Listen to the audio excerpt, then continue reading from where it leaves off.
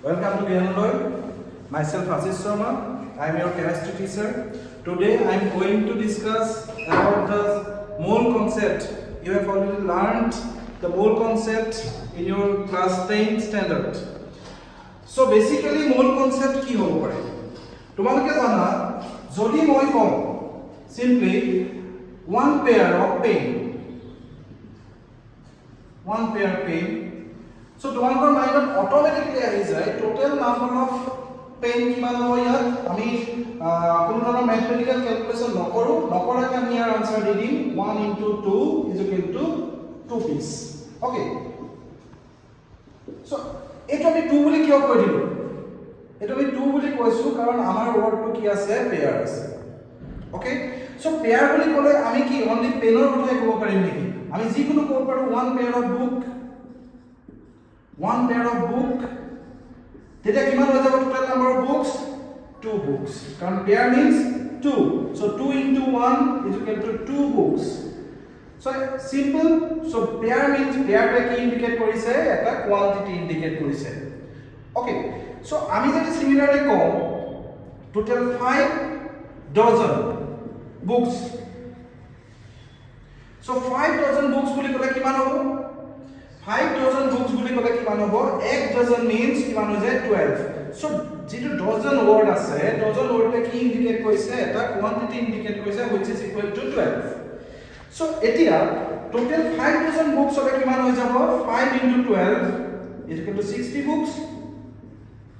60 books. So 60 books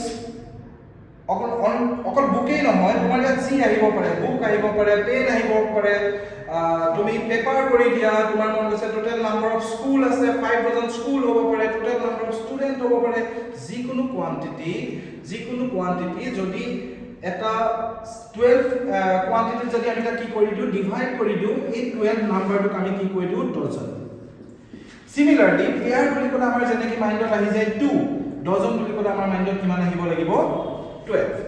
Simply, আমি যদি কওঁ total number of star in our solar system, in our universe. Total number of star. আমি কম নেকি যে 2 pair of star?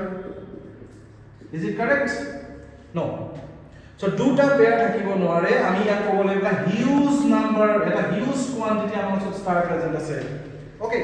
So starৰ কাৰণে আমি যেতিয়া এনেকুৱা ধৰণৰ কিছুমান word ইউজ কৰিম তাৰ কাৰণে আমি কি ইউজ কৰি দিম mole.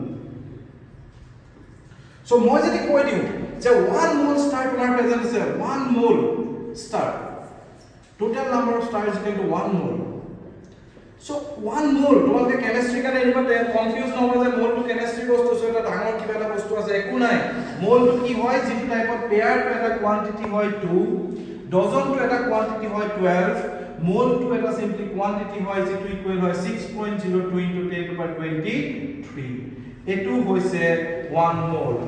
So তোমার ওচৰত যদি 6.02 into 10 to the power 23 যিকোনো এমাউন্ট থাকিব পাৰে যিকোনো সাবস্টেন্স থাকিব পাৰে it may be a star it may be pen it may be books যেতিয়া আমি কেমিস্ট্রি ডিসকাস কৰিম সেইটো আমাৰ বেলেগ হৈ যাব এটম বা মলিকুলাৰ কথা আমি ডিসকাস কৰিম ওকে কিন্তু যদি আমি নাম্বাৰটো কথা অকল ডিসকাস কৰিব বিচাৰো সেইটো যিকোনো এটা বস্তু হ'ব পাৰে যদি সেই বস্তুটোৰ টোটাল নাম্বাৰ অফ কোয়ান্টিটি আমাৰ ওচৰত থাকে 6.02 10 to the power 23 সেইটো আমি সিম্পলি কৈ দিম 1 mole.